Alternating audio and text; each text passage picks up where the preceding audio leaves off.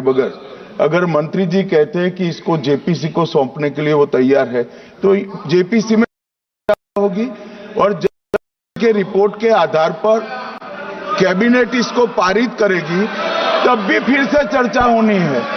तो मैं मानता हूं कि माननीय मंत्री जी अगर जेपीसी में रखने की इच्छा व्यक्त करते हैं तो यहीं पर एक चीज समाप्त हो जाएगी। माननीय अध्यक्ष जी, माननीय सदस्य बालू साहब ने कहा कि इसको जेपीसी को दे देना चाहिए।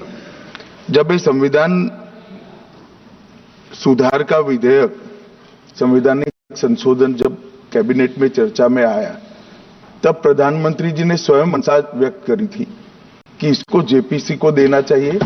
इस पर विस्तृत चर्चा सभी स्तर पर होनी चाहिए। इसलिए मुझे लगता है कि इसमें सदन का ज्यादा समय जाया करे बगैर अगर मंत्री जी कहते हैं कि इसको जेपीसी को सौंपने के लिए वो तैयार है तो जेपीसी में होगी और के रिपोर्ट के आधार पर कैबिनेट इसको पारित करेगी तब भी फिर से चर्चा होनी है।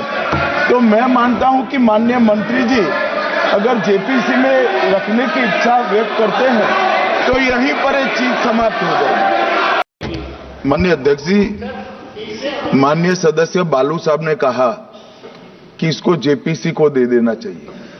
जब ये संविधान सुधार का विधेयक, संवैधानिक संशोधन जब कैबिनेट में चर्चा में आया तब प्रधानमंत्री जी ने स्वयं मंशा व्यक्त करी थी कि इसको जेपीसी को देना चाहिए।